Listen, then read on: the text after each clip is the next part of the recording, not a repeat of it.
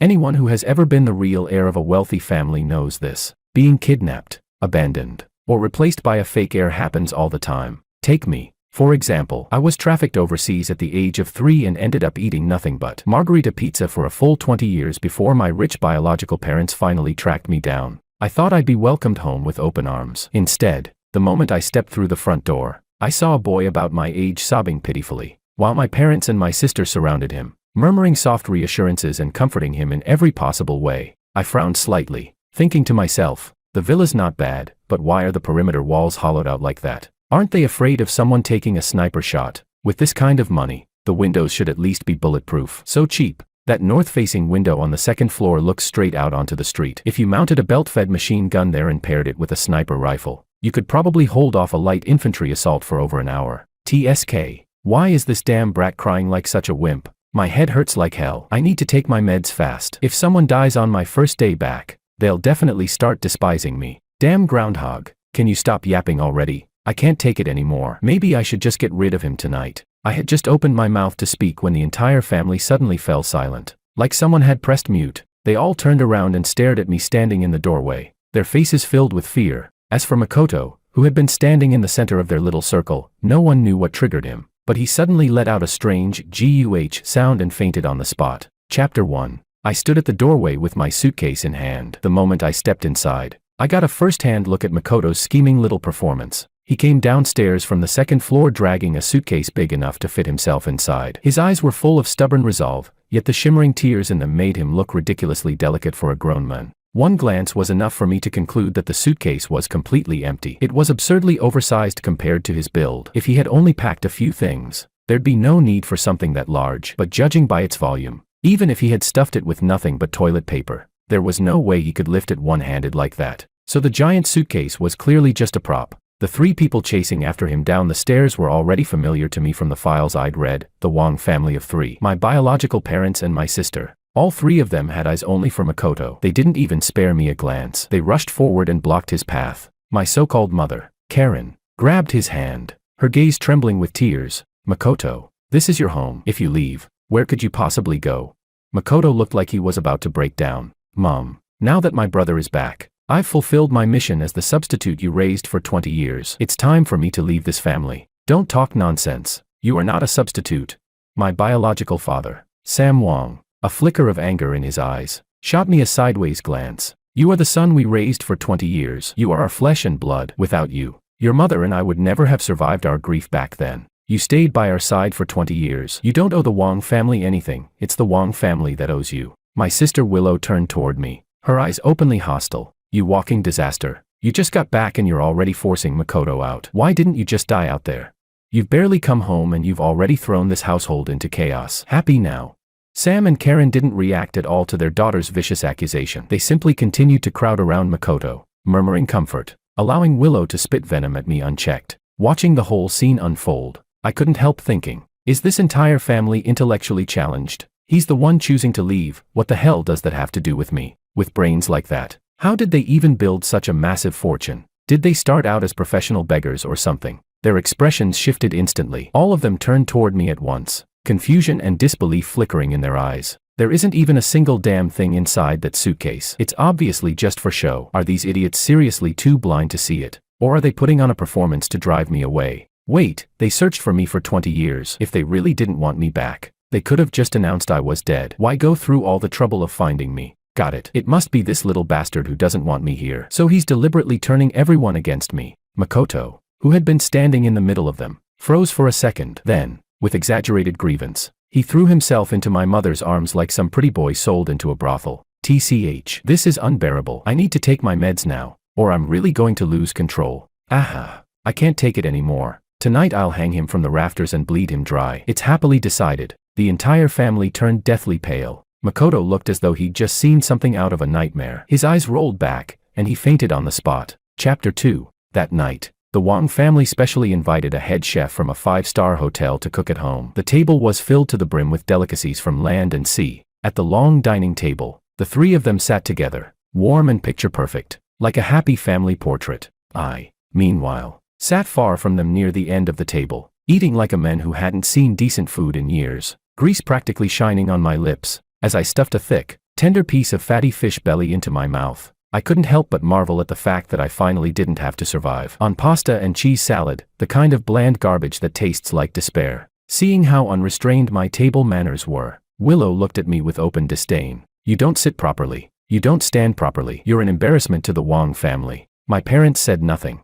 but the agreement in their eyes made their thoughts crystal clear. Noticing that all of Dad, Mom, and Willow's attention had shifted onto me, Makoto immediately started stirring up drama again. He deliberately revealed an old-fashioned mechanical wristwatch on his wrist, his tone dripping with showy gratitude. Dad, this is the heirloom Grandpa passed down. Right. Thank you for giving me such a meaningful and valuable gift. I'll treasure it forever. I thought to myself, what's the point of something like that? One hard knock and it'll shatter. If a shard flies into your eye, you're done for. It doesn't keep you fed or keep you alive. You'd be better off gifting someone a bulletproof vest. Cough, cough, cough. A violent fit of coughing suddenly erupted. My mom seemed to have choked on something. She clutched her throat with both hands, her face quickly turning bluish. Everyone shot to their feet in panic. Dad rushed over to steady her. Karen, what's wrong, Karen? Her eyes were filled with urgency and terror. She could only point desperately at her throat while pounding at her chest. She must have eaten too quickly and gotten a piece of food lodged in her airway. Brother, why would you do this? Even as Karen struggled for breath, on the verge of suffocation, Makoto still found time to smear dirt on me. He grabbed her arm and shook her frantically. Mom, what's wrong? Don't scare me. I can't live without you. Say something. Mom, what's happening to you? Did brother upset you again? If you're too embarrassed to say it, just blink. As Karen's eyes began to roll back from lack of oxygen, Makoto spun around and pointed at me furiously. Brother, why are you doing this to Mom? If you have a problem, take it out on me. I'll leave this family if I have to, but even if I go, you don't get to bully Mom.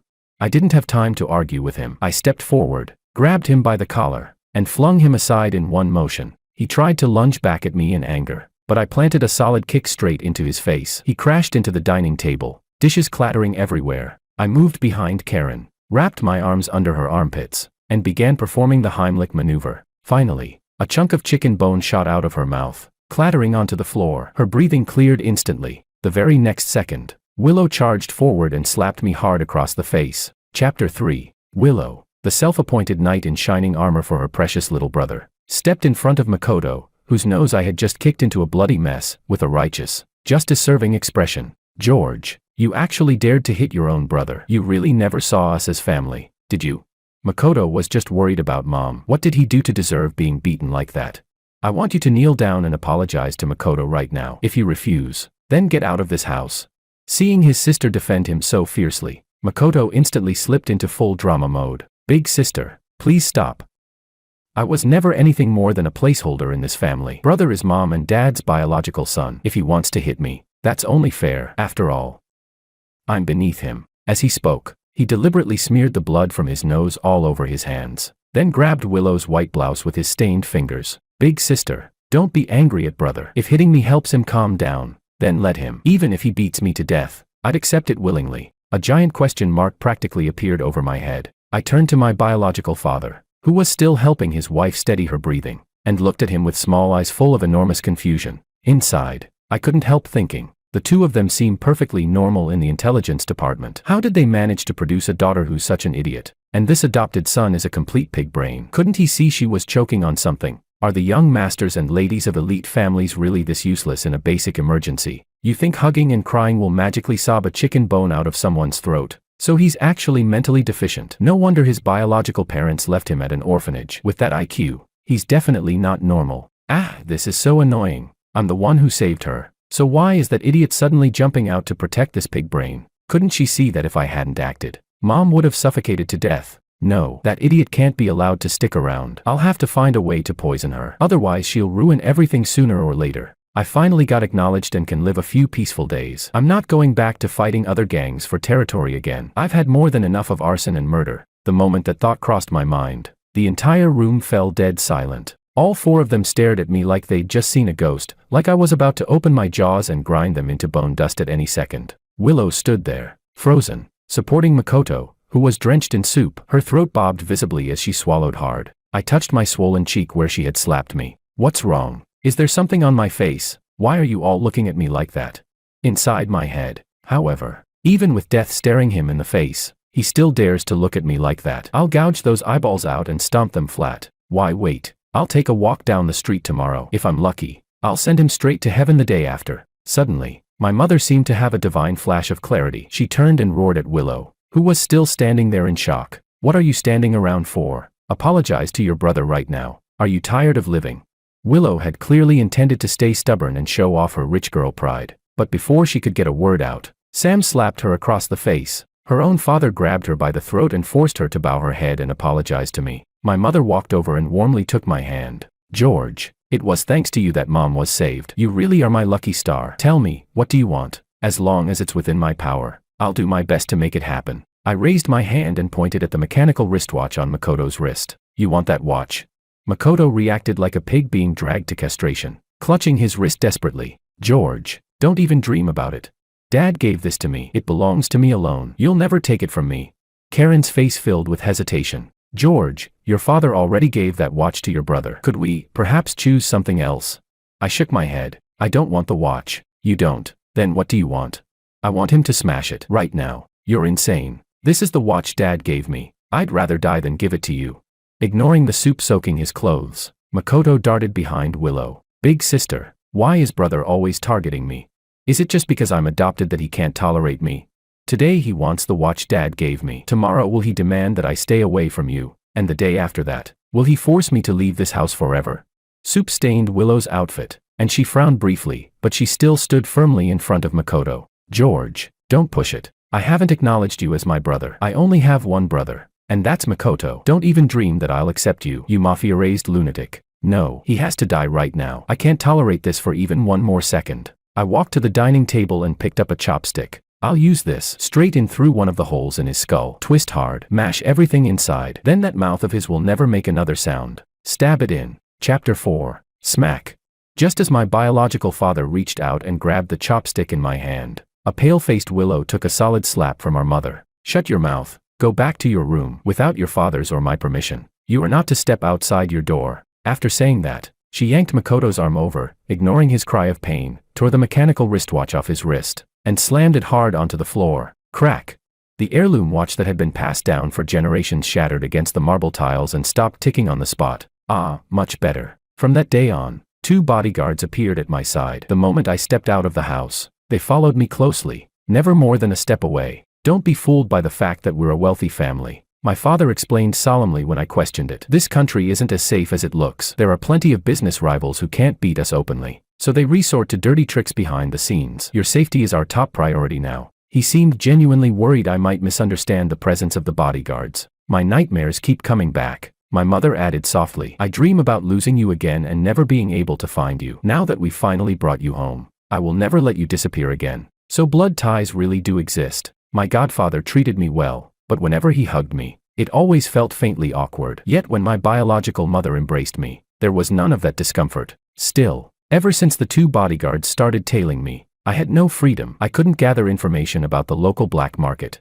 couldn't acquire materials for poisons, and I discovered that even substances like sulfur and saltpeter, basic ingredients for explosives, were strictly regulated. For the time being, I had no choice but to shelve my plans to eliminate Willow and Makoto. The idiot and the pig brain would get to live a little longer. Half a month later, to celebrate the return of their long-lost son after 20 years, the Wong family hosted a grand banquet. In the luxurious ballroom of a 5-star hotel, I wore a sharp black suit, forming a stark contrast with Makoto's flashy blue tailcoat that practically screamed for attention. I had a good build. My mother had originally wanted to choose a short, fitted jacket to highlight my physique, but the moment I removed my shirt and revealed the scars, knife wounds, gunshot wounds, crisscrossing my body, she abandoned the idea. Her trembling fingers hovered over a vicious circular scar beneath my collarbone. The instant she touched it, she recoiled as if burned. Tears streamed down her face as she silently traced the varying depths of the scars, as though counting all the years we had lost. That night, muffled sobs and heavy sighs seeped out from beneath the door of their bedroom.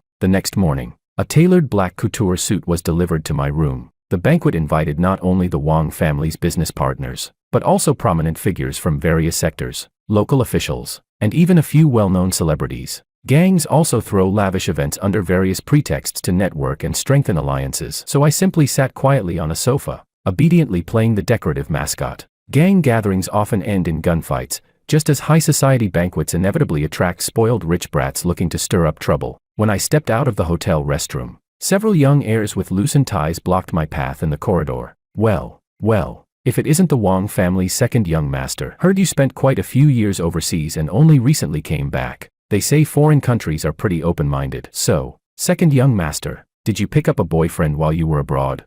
One of them slung an arm around my shoulder. Don't be shy, we mean no harm. We just want to make friends with Wang's second son. Be a good boy and take off your clothes. We only want to embarrass you a little. If you don't want to get hurt, just cooperate. As the ill-intentioned heirs closed in around me, I suddenly remembered that I had forgotten to bring my medication when I left the house today. Go ahead, let's make it explode properly. Chapter 5. A thunderous explosion echoed through the narrow corridor. Agonized screams pierced through the smoke, only to be swallowed moments later by the shrill wail of the ceiling's fire alarm. Within seconds, the entire hallway was drenched. Water from the sprinklers poured down in sheets, quickly suppressing the thick cloud of smoke. When the last drops finally fell, the banquet guests gathered outside the restroom were met with a shocking sight. Several men lay sprawled on the floor, wailing in pain. One man's face was charred black. His jaw had been dislocated, his mouth hanging open at an impossible angle. A darkened tongue lolled out, and every tooth in his mouth was gone, like a violent blast had detonated inside it. Two others clutched their bloodied faces, writhing on the soaked carpet, screaming in agony. Another man seemed to have been frightened senseless. He sat collapsed against the wall, trembling uncontrollably, staring at something unseen. A spreading yellow stain across his trousers made it clear he had lost control of his bladder. People with first aid knowledge immediately stepped forward to help. Someone dialed the emergency number. Others rushed to find hotel staff, demanding to know what had happened. Amid the chaos in the hallway, the restroom door suddenly opened. I stepped out, adjusting my pants, wearing an utterly bewildered expression. Oh, that's great. Are you here to rescue me? My eyes were wide with fear as I looked at the four men on the ground. They blocked me in the hallway and tried to attack me. They even forced me into the restroom and wouldn't let me leave. I glanced around at the crowd. Did all of you save me?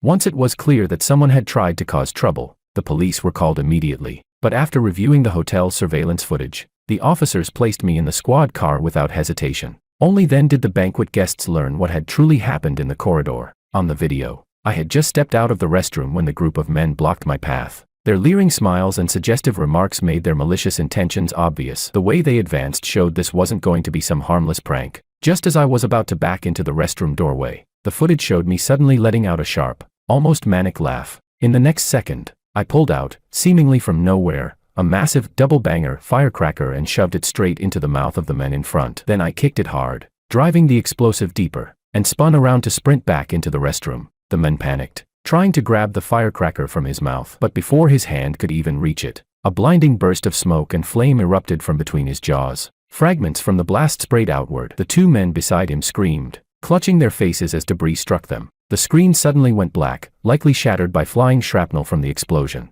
When the footage ended, every gaze in the ballroom drifted unconsciously toward the flashing police lights slowly disappearing outside the hotel below. Chapter 6. The man who had the double banger stuffed into his mouth suffered catastrophic facial injuries. His jaw was fractured, his face nearly unrecognizable, and his throat was damaged, but fortunately, his life wasn't in danger. The two standing closest to him weren't so lucky. One lost an eye from the blast. The other's face was peppered with deep burns and shrapnel wounds, leaving him permanently disfigured. If I'd been able to get more materials, I could have built something far more powerful. Unfortunately, the two bodyguards kept such a tight watch on me that I never had the chance to gather enough supplies. Still, there were things I could order online. Packages weren't inspected, which gave me an opening. I managed to purchase small quantities of raw materials for gunpowder. It wasn't much, but today it was enough. Enough to keep those spoiled heirs from stripping me naked and humiliating the Wang family in public. At the police station, after reviewing my psychiatric evaluation and the medication I'd been taking long-term, the officers released me on the spot and instructed my family to keep me under strict supervision.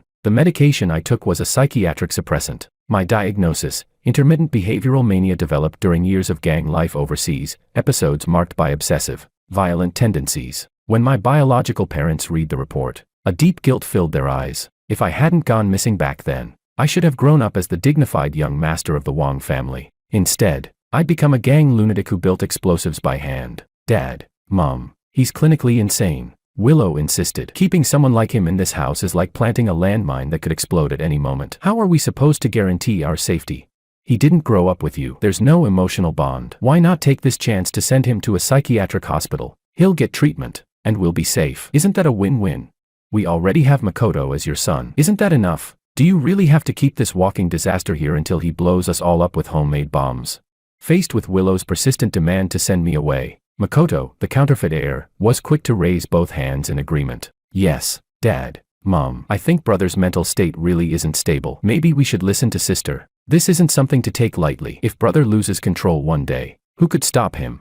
As the two of them spoke with careful persuasion, my parents' expressions began to waver. When they looked at me now, their eyes carried more suspicion, more fear. Inside my head, a psychiatric hospital. That place is basically kindergarten. I broke out of an armed prison overseas. You think a mental institution could hold me? You think I'm some rabid dog biting at random? Do they really think I can't find out who sent those scumbags after me? If those two say one more word about sending me away, I'll bury them in the backyard before sunset. That big tree in the yard looks perfect. Dig deep, head down, bury them upright. Toss in a dead cat or dog on top so even the police dogs get fooled. Right, I'll need yogurt and milk first. That'll speed up decomposition. At that moment, I picked up the yogurt on the table and took a long gulp. Willow suddenly gagged and vomited on the spot. I turned to her with genuine confusion. Sis, are you pregnant or something? Chapter 7. After the hotel incident, I wasn't sent to a psychiatric hospital. First, because a psychiatric hospital isn't a prison, it wouldn't be able to hold me anyway. Second, because aside from the one time I stuffed a homemade firecracker into someone's mouth, I hadn't done anything particularly out of line. The psychiatrist also reassured my parents that they didn't need to overreact. My condition was largely the result of prolonged high-pressure gang life overseas. As long as I adapted to a peaceful environment, I could gradually stop taking the suppressive medication. To aid my recovery, my parents arranged a comfortable, low-responsibility position for me in the company's legal department. Their hope was that exposure to normal work and social interaction would help stabilize me further, whether intentional or not. From my very first day, my colleagues in the legal department began enthusiastically educating me on all sorts of laws. Every day, they vividly explained case studies, almost as if they were conducting moral instruction for a particularly troublesome student. Compared to Willow, who was so busy as vice president that she practically needed to kick the back of her own head to keep up, I felt like a kindergarten kid attending enrichment classes. As for Makoto, he was the family's pampered young master and Willow's favorite little brother. He didn't need to work at all. Every day, he either went out burning money like it grew on trees or gathered with a group of spoiled heirs from other wealthy families to stir up trouble. Sometimes he'd just book a flight and travel abroad to indulge in women and luxury, fully embodying the decadent lifestyle of a trust fund playboy. I attended one of his gatherings once, 2 bottles of liquor in, and those rich brats all found excuses to slip away. The way they looked at me as they left, it wasn't how you look at a person. It was how you look at a predator that might lunge at any moment. After that, I never attended another one of their pointless parties, and no one ever dared to invite me again. Time passed in dull monotony. Just as I was beginning to feel like I might start growing mold from boredom, I happened to pass by a conference room at Wong Corporation and, through a gap in the blinds, caught sight of a familiar figure I hadn't seen in a long time. That day, I had just finished another session of legal education, and was wandering around the company aimlessly. As I walked past the conference room, I heard raised voices inside, an intense argument, as though negotiations had gone off the rails. Through the slats of the blinds, I saw a familiar golden-haired figure sitting back in a chair with one leg crossed over the other, casually debating with an increasingly agitated Willow. I pushed the door open and walked straight in. I've said this many times already. Willow was snapping. This is the greatest sincerity Wong Corporation can offer right now. You keep inflating the price and constantly revising the contract. What? Are you trying to establish an international monopoly? You've repeatedly raised costs and altered terms. Do you business people have no integrity at all? If you continue like this, she broke off mid-rant when she saw me enter. Her expression darkened immediately. George, do you have any sense of basic manners? Don't you know how to knock before entering? Can't you see I'm in the middle of a meeting with a supplier? Get out. I ignored her and walked straight toward the supplier. Schmidt, what are you doing here? The arrogant blonde foreigner who had been lounging comfortably froze the moment he saw my face. His expression shifted instantly into pure horror. My God, dear Lord, tell me this is a nightmare. Grunfeld. Death's ingrown toenail. Grunfeld, why are you here? Willow blinked in confusion. Grunfeld. What Grunfeld? I glanced back at her lazily. My old name, the one my godfather gave me. Schmidt, who had been sitting in the chair, was now so frightened that he had practically collapsed into it. What do you think you're doing? Let me tell you, this isn't Italy. If you dare hurt me, the law here won't let you get away with it. He turned toward Willow in panic. Wong, what exactly are you trying to do? We're business partners. Why would you treat me like this? I admit it was wrong of me to raise the price of the raw materials, but you can't treat a friend this way. Willow looked completely baffled by his outburst. but she could clearly see that the foreigner's fear of me was far from ordinary. What are you talking about? He's my long-lost brother. We just found him recently. His name is George now, not whatever Grunfeld you're babbling about. Hearing her explanation, Schmidt's face turned a sickly shade of green. You cunning merchant. No wonder you tolerated my inflated pricing for so long. You were waiting for this day all along. You planned to fatten me up like a wild boar and slaughter me at the perfect moment, didn't you? I shot Willow a sideways glance. You're this indecisive in business, yet somehow you're vice president. If you put even half the effort you used to make things difficult for Makoto and me into the business arena, you wouldn't be bullied to the point where you can't even pull your pants up. Hearing the conversation between the two of us, Schmidt's already pale face turned even paler. Can't pull my pants up? What exactly are you going to do to me? There's an old saying in your country about honor. He stammered. A gentleman may be killed but not humiliated. I won't submit to this, even if I die.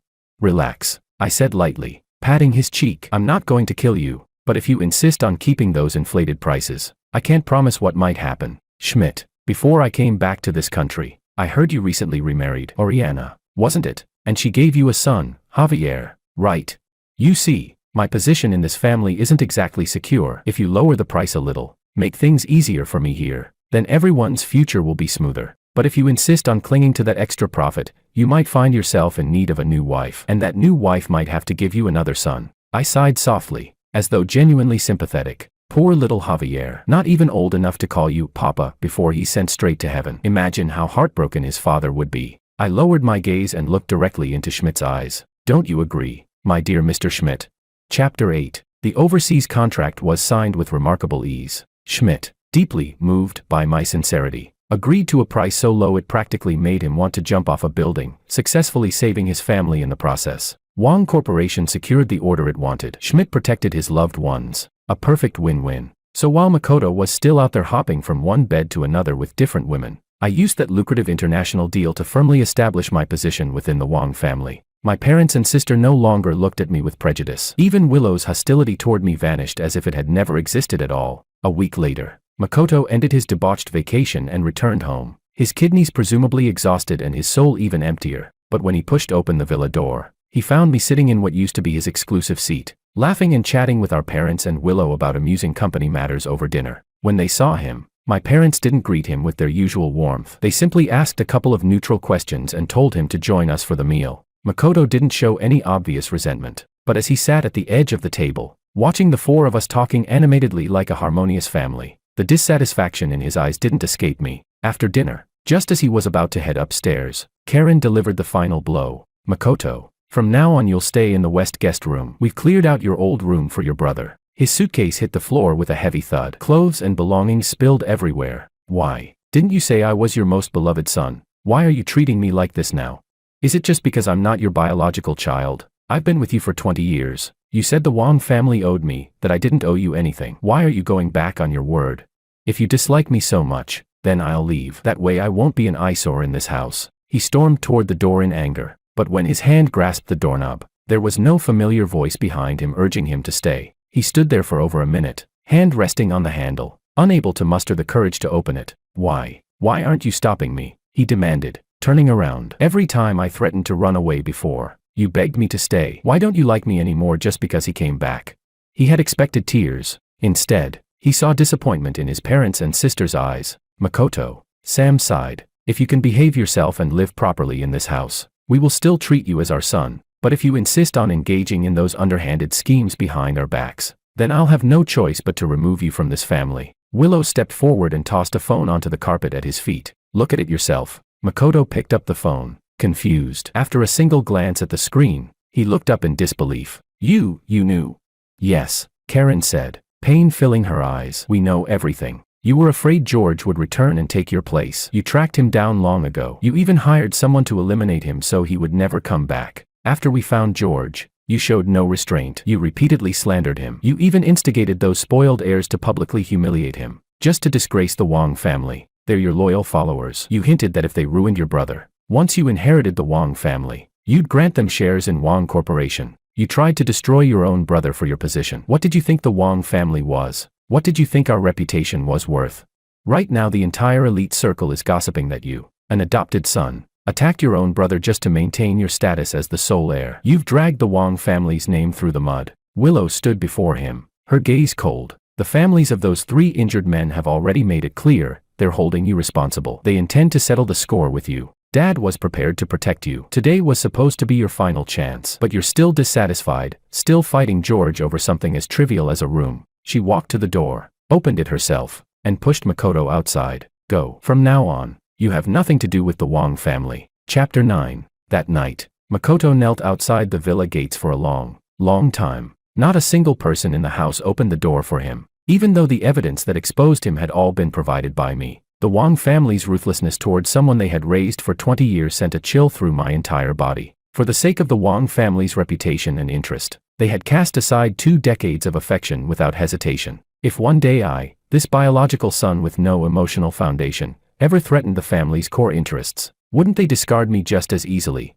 Just before dawn, Makoto disappeared. No one knew where he had gone. My parents, despite everything, still couldn't fully let go. They sent people to search for him, but no trace of him was ever found. Life moved on. Aside from Karen locking herself in her room and crying for 2 days, nothing changed. It was as if Makoto had never existed, but I knew something they didn't. When you search for someone and can't find them anywhere, it usually means that person is deliberately hiding. And someone like Makoto, petty and vindictive, would never let the Wong family off so easily. A month later, Willow vanished on her way home. Her car disappeared along with her. Traffic surveillance later showed that someone had intercepted her vehicle and abducted her. When police finally forced their way into a presidential suite at a hotel, they found Makoto, completely naked, and Willow unconscious on the bed. At the detention center, facing the parents who had raised him for 20 years, Makoto's eyes were almost entirely consumed by madness. You threw me out of the Wong family just like that. I'll hate you for the rest of my life.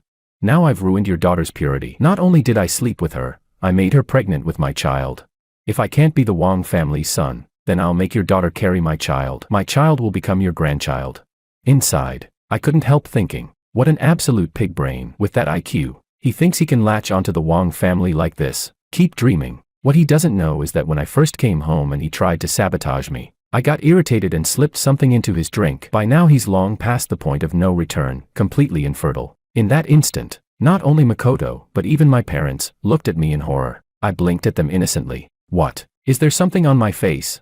Chapter 10. Willow's injuries were too severe. She lost the ability to have children forever. Makoto's medical report also confirmed what I already knew. He was infertile as well. He was formally arrested for rape. Even after being transferred from the detention center to prison, he kept demanding to see my parents. Unfortunately for him, there is no forgiveness for the person who destroys your daughter. My parents now wish they could execute him on the spot. The Wong family returned to peace. Of the 3 children who had once lived under this roof, only one remained healthy and free, me. The betrayal of their adopted son and the devastation suffered by their daughter struck my parents hard. In what felt like a single night, they aged more than a decade. I was transferred out of the legal department and gradually began taking over the company's operations. 1 year later, I formally assumed control of Wong Corporation. Leveraging connections from my past, I aggressively expanded its overseas trade network. As for my parents, I arranged for them to stay at a high-end rehabilitation estate to recuperate. They were very satisfied with the environment there. That evening, I joined them for dinner at the estate. When they nearly simultaneously finished the bowls of abalone porridge in front of them, their expressions changed at the same time. They looked at me with a kind of absolute, bone-deep terror, because they had heard my thoughts. Finally, Wong Corporation is firmly in my grasp. These 2 old bastards are no longer useful. Did they really think I didn't know? The Wong family's first pot of gold came from selling me overseas, and now they have the nerve to act like loving parents in front of me. Disgusting. The poison in this porridge, consider it my repayment for the gift of life they gave me. I smiled and gently set down my chopsticks, wearing a look of mild confusion. Dad, Mom, what's wrong? Does the porridge not taste right? Inside, however, that's right. Go on, die already.